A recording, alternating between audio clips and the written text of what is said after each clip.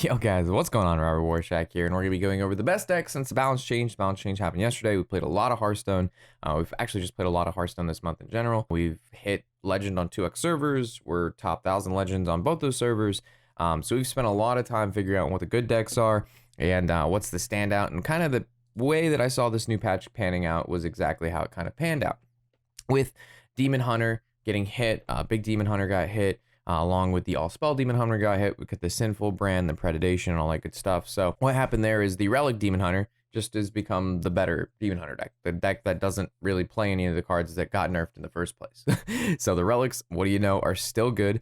You could still drop Relic of Dimensions. Delaying Artificer still fantastic. You still play Lady, even though there's like no Preds or anything like that. Our Sinful brands, she's still just a good card. She lives on the board a turn or two. You just end up winning the game, and that's a really good trade of a 3-drop, right?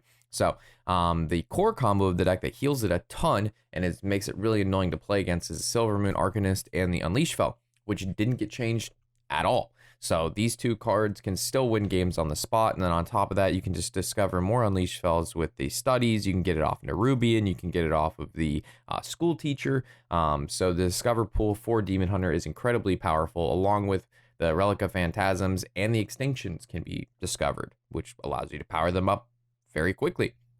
So Relic Demon Hunter doing fantastic. I played this particular list yesterday and we went 5-1 with it into back to top 1,000 legend. We tested out Big Shaman, Big Warrior, and Big Warlock, and we lost a lot of ranks, but it was a lot of fun. But then we just got them all back with decks that are good, like Relic Demon Hunter. So if you like Demon Hunter and you're still looking to play it, Relic Demon Hunter is still fantastic. Deck that was almost good enough, but it was hard be good enough because of the All-Spell Demon Hunter, because of Druid, the Skeleton Mage. But because Druid got nerfed, again, Druid's still probably pretty good. It just does its combo a little bit later than it normally does, which gives time like Mage to be able to build up a good skeleton board, is why Mage is doing good. Its bad matchups went away.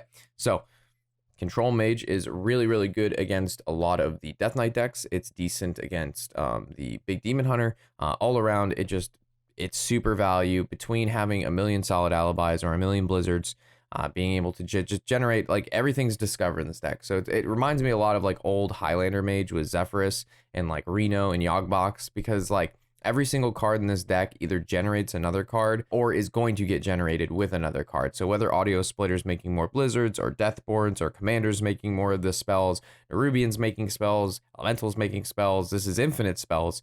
Creatures are dying, like the Skeletons, Frozen Touch hitting. Then you also have the back-end KT, which I've seen this get up to like some matchups against like my control Death Knight decks. Like they have like 20 to 30 skeletons towards the end of the game, which is ridiculous. And then you have Grand Magister, because you're playing a bunch of spells that were generated, and he's just going to recast Blizzards, Solid Alibis. He's going to fill your board with skeletons. You're going to get a bunch of armor. It's going to refill your hand. It's absurd, truly. So deck, tons of value here. Expect longer games. It doesn't really blow out games too quickly.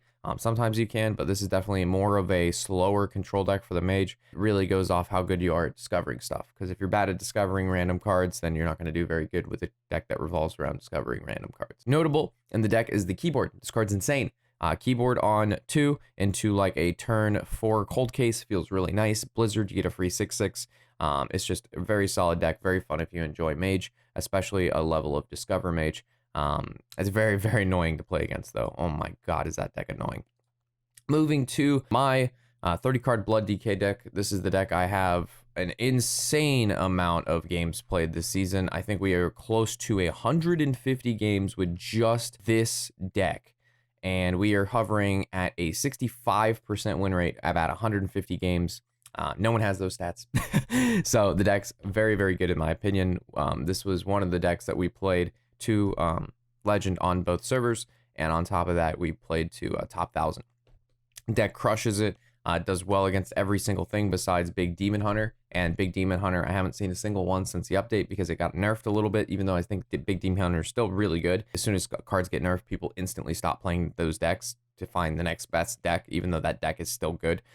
So with this deck's one of its main bad matchups gone, you're perfectly fine. And then Druid wasn't great, but it was still pretty easy because you have Theo and ETC and you have Patchwork. So as long as one of those two cards gets rid of a Nub, Tony, or Jailer, instantly win that matchup. So Blood DK, in my opinion, favorite across the board. If you like old Control Warrior, you like control decks, this is literally your best pick. I'm in love with this deck. It's my favorite deck this expansion, hence why I have like 150 games with it. And there was like Deck Tracker was down for like 3 days, and I probably have another 100 games on top of that. So I probably have well over 200 games with refining and playing this 30 card DK. Yeah, I don't think 40 cards good. I think 30 cards is better. And the reason being is when you have 30 cards and not 40 cards, you draw your good cards faster. I took out all the Discover in this deck because I found that we don't need Discover and we just don't need it. We'll just play the cards that we know what they do and they're good, and then when we draw them, we play them, and then we win. There's no reason to leave things up to Discover if you can just play good cards.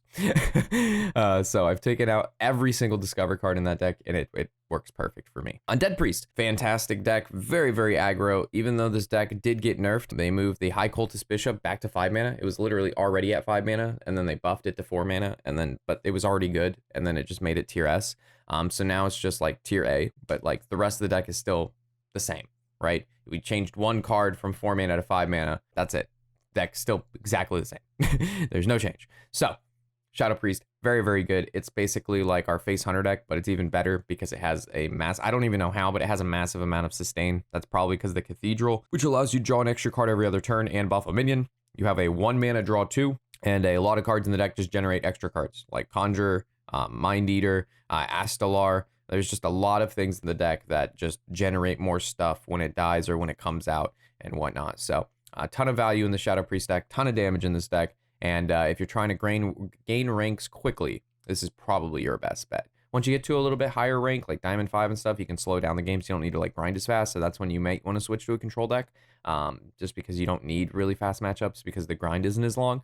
But if you're like really just trying to pump ranks as fast as possible, Shadow Priest is going to be your boy. It does it.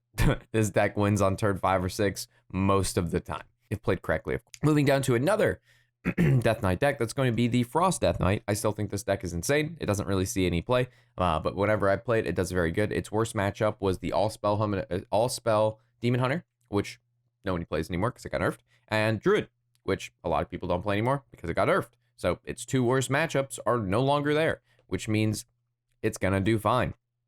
We go toe to toe with Priests and Blood DKs and other control decks with stuff like Fizzle and Lady Death Whisper. If you can copy stuff like an extra Frostworm's Fury, you can call it Hobbling Blast, you got Glacials, so getting like a couple extra of these is, we've done well over 20-25 damage in one turn with Spell Burst, along with like Blood Mage and the Death Chiller.